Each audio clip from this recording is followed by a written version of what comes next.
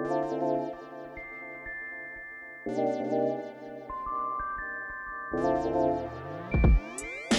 you're using something every single day of your life, it probably makes a lot of sense to give it some thought.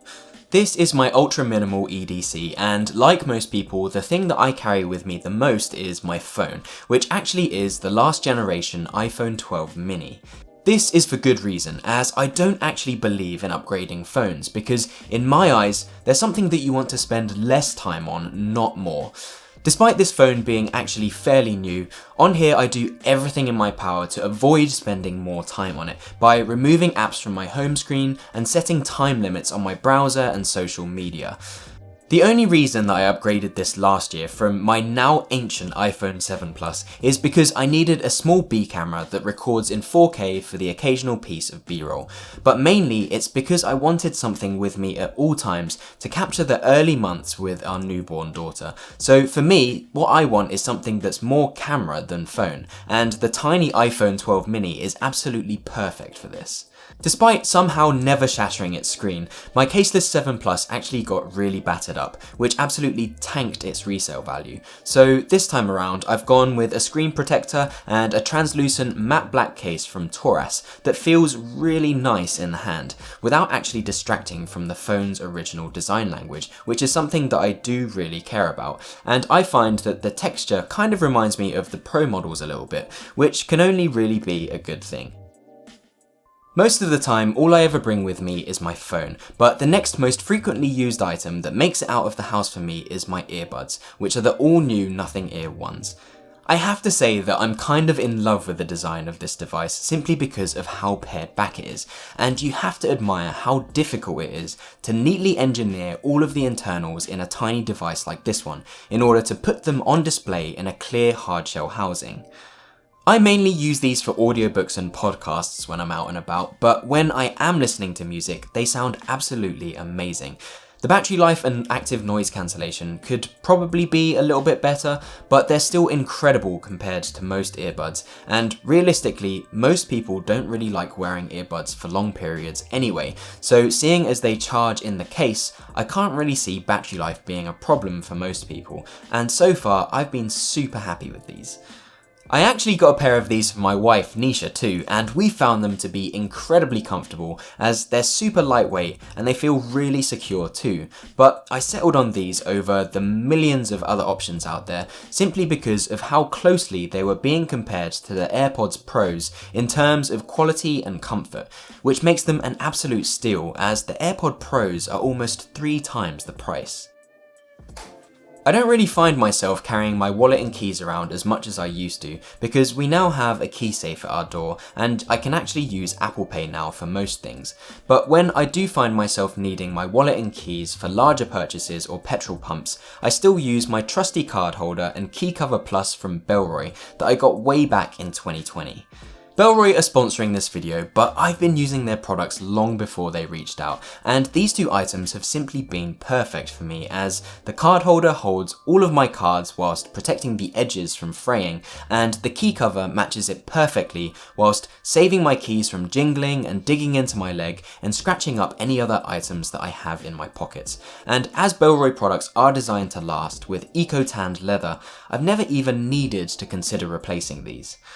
As our habits are always changing by becoming more efficient, streamlined, and suited to modern life, Bellroy's accessories are no exception, with alternatives to these products such as their Apex Slim Sleeve and key case, and they've also got a ton of bags, cases, and accessories too, with items like their MagSafe compatible mod case and wallet, which I definitely want to get my hands on if they were available for the 12 mini. Bellroy have a ton of non-leather and recycled options too, and they literally have a style of accessory for almost everyone's needs. And they've been kind enough to hook us up with 10% off any purchase on their website for a limited time. So make sure you take advantage of this and check them out using the link in the video description below.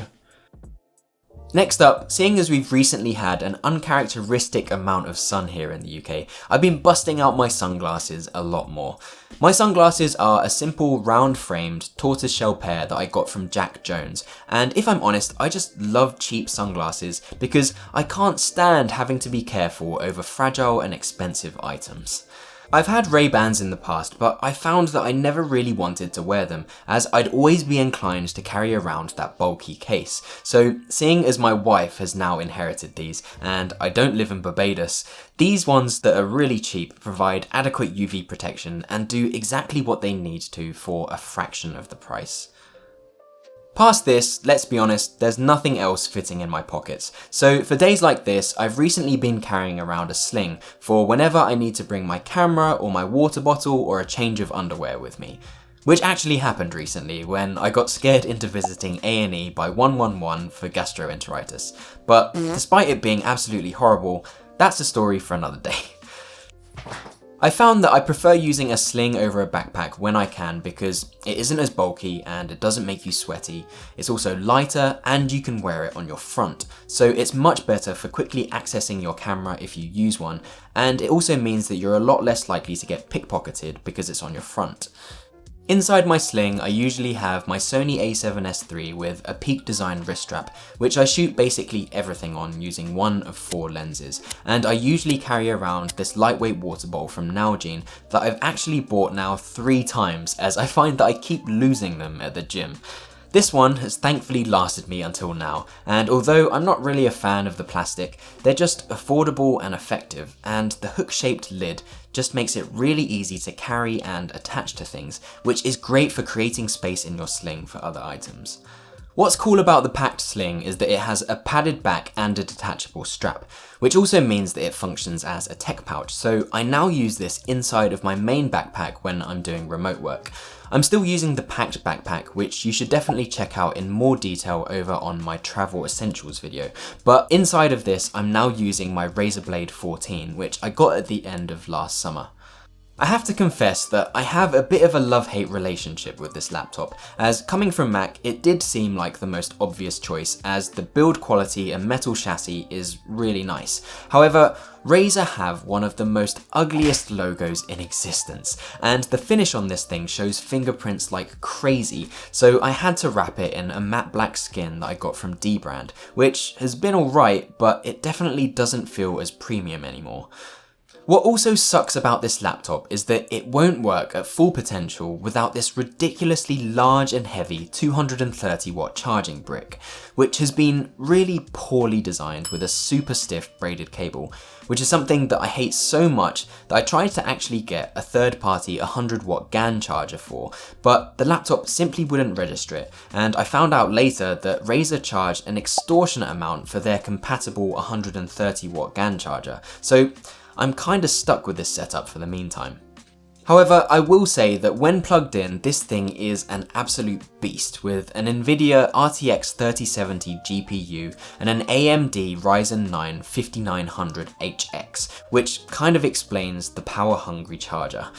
Along with this, I'll usually bring along my mouse, which is the Logitech G305 that I debadged with some rubbing alcohol, as well as my headphones, which are the Bose NC700s, which I absolutely love with 0 complaints.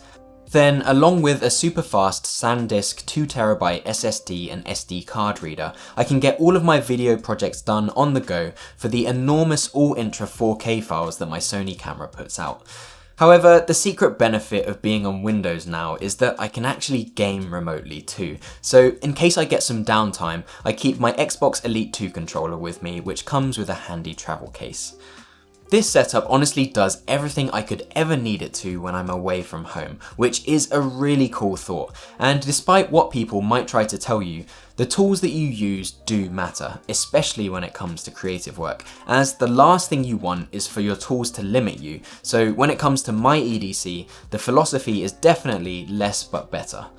Hopefully you guys enjoyed me sharing basically every single tool that I use on a regular basis, and also a huge thanks to Bellroy for sponsoring this video, so make sure you go and check them out down in the video description. Thank you guys so much for watching, especially if you made it to the end, and I'll look forward to catching you all in the next one.